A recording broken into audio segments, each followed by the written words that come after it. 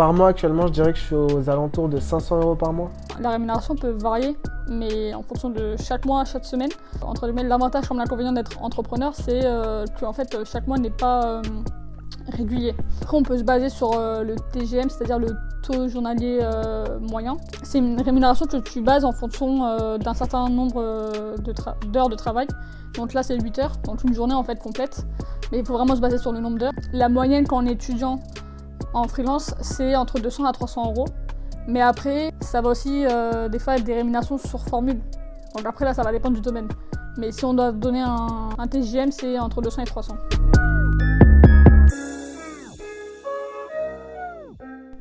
La réponse, elle est assez évidente, parce que plus de temps permet d'avoir plus d'argent. Je dirais plus de temps, parce qu'en fait, le temps amène l'argent. Moi, je pense plus en termes de temps, parce qu'en fait, c'est vraiment le besoin que j'ai actuellement. Parce que quand tu as plus de temps, tu as plus de temps à consacrer à tes différents projets pour au final faire plus d'argent. Quand on est étudiant, c'est pas l'argent qu'on doit penser en fait en priorité, parce que le but c'est de finir ses études et on n'est même pas compétent à 100% encore pour le marché. Donc l'argent ça viendra après. On a tellement envie d'apprendre tous les jours, d'apprendre de tout le contenu qu'on peut avoir, qu'en fait au bout d'un moment on a besoin de temps pour être excellent.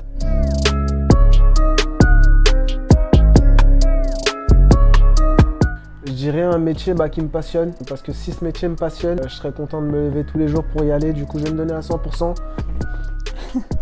Pour moi c'est la passion avant tout. C'est avec la passion qu'on va apprendre et qu'on va aimer le métier qu'on fait. Par la suite je vais devenir bon dans ce que je fais.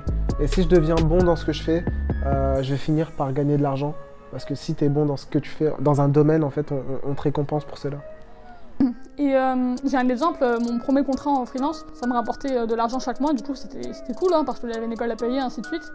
Mais au bout d'un moment, je me suis rendu compte que ça me prenait énormément de temps et que j'avais plus du tout de temps pour mes propres projets perso qui au final sont la raison pour laquelle j'ai fait ce domaine-là. Là, j'ai totalement mis de la passion avant l'argent et je regrette pas.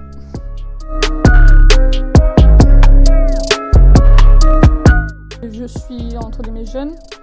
On m'a toujours parlé de l'investissement immobilier, que je trouve très intéressant et c'est quelque chose en fait, que j'aimerais bien faire plus tard. Actuellement, je dirais non. J'en ai quelques-unes, mais pas énormément. Et c'est même une des raisons principales pour laquelle si je fais un CDI à la fin de mes études, en fait, c'est pour investir dans l'immobilier. Parce que c'est une des meilleures manières, on a besoin d'un CDI pour investir dans mes projets en fait. C'est-à-dire pouvoir mettre de l'argent de côté pour mes propres projets et les faire évoluer. Est-ce que j'aimerais en avoir? Oui, bien sûr. C'est important de savoir qu'on fait de notre argent, quoi. Un rôle très très faible. Je suis pas à un niveau élevé en fait, très élevé selon moi en termes de gains. Je gagne pas énormément. Eh bien, à l'heure actuelle, non.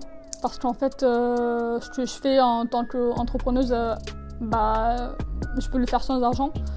Mais je pense que si ma société, entre parenthèses, est amenée à grossir, pourquoi pas, je pense que ça prendra une ampleur plus importante. Après, quand tu veux lancer un projet vraiment à un gros niveau, tu vas au bout d'un moment avoir besoin de capitaux financiers, mais à l'heure actuelle, pour moi, ça joue rien du tout.